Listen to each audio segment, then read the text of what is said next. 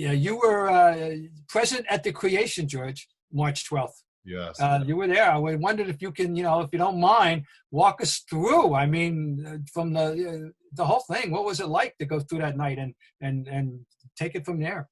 Well, as you know, we didn't know much, or we didn't know what we know now back when all this occurred. I mean, obviously it was looked at, as some virus that, didn't personally affect any of us, so we didn't know how to take it.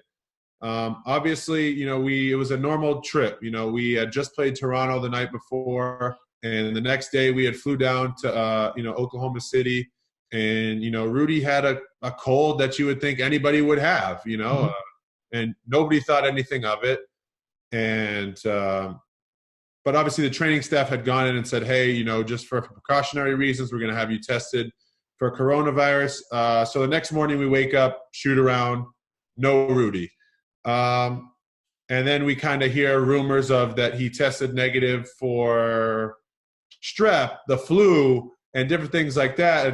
And I didn't think anything of it. I was like, oh, it just must be a common cold that nobody can really test for. And Jordan Clarkson had come up to me. He was like, no, if he's not testing positive for those, I think he has it. And I'm like, anybody who knows Jordan Clarkson, you're like, all right, Jordan, like, whatever. You're not selling me on a bunch of lines. And, everything continues to be normal. We get to the arena. Obviously we had been warned by our coaching staff, the organization, try not to shake hands, try to wash your hands, use hand sanitizer. So we get all through that. Everything's a little different when it comes to that. And then when we get on the court, everything's normal. We do the starting lineup, get there, and then you see guys in suits running out as guys are starting to get on the court for the tip ball.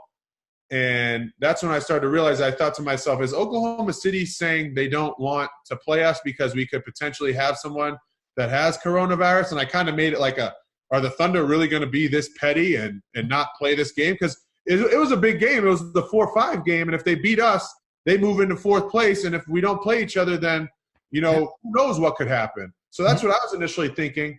Then they send us back to the locker room. And I was like, this has never happened in the game of basketball for me, so I knew this couldn't be good. So then, guys are like Ed Davis is grabbing our trainer, like, what the heck is going on? We get in there. Quinn immediately walks in and tells us, Rudy has the coronavirus, and that's when mayhem started. I mean, phones going off, TVs in the locker room. They're telling us we need to wear masks, we need to wear gloves. Oh. And then I'm sitting next to Bojan Bogdanovic, and he's looking at me. I'm looking at him like, do you have it? Or stay away. Like, you're too close, the 6 feet thing. Oh. And it was kind of like being trapped, like, in your own mind. We were stuck in that locker room for 6 hours. Oh. People were saying, we're going to get you to a hotel to get you tested. But we know between us, like, what hotel is going to take 53 potential coronavirus havers or hosts to stay at their hotel? Nobody's going to do that. So we couldn't get a hotel. We didn't know what was going to happen next. We didn't know if we could even get that many tests to even let us, get out or be able to go home. We didn't know if we were going to fly home. Guys that had the money were calling private jet companies to be like, hey, can I get dropped off at the airport so I can fly home? Because all of us were thinking, I'd much rather be at home going through this than stuck in Oklahoma City. No offense to all the Oklahomans out there, but that wasn't our first choice. We then get tested, leave the arena at 2 a.m. I want to say it was like a Residence Inn that had taken us. They were empty. And the funniest thing about this, I don't even know if I should be saying this, but the lady at the front desk, because we were all sitting in the lobby, because we were thinking at the end of the night, you spend 6 hours with someone, you're like, shoot, if I have it, you probably have it. But how are we going to get through this and not give it to anybody else? And we asked the lady, because, we were wearing masks, and we were like, do you know what we're in here for? She's like, yeah, I mean, if I get it, I'll be all right. And I was like, dang, like, what the heck is going on? So we ended up getting our results at 10 a.m.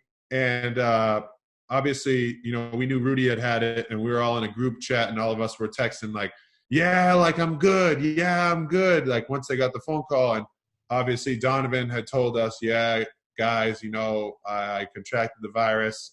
You know, I'm just going to remove myself and just try to cope with this and deal with this. And I will touch base with you guys when I know more of what's going on. And that was kind of like the sad moment, you know, of the trip. You know, obviously it was upsetting that Rudy had it, but we were hoping that nobody else would have it. And that's kind of the story of the whole night. You know, we flew back. We finally got some Delta flight attendants who have been amazing.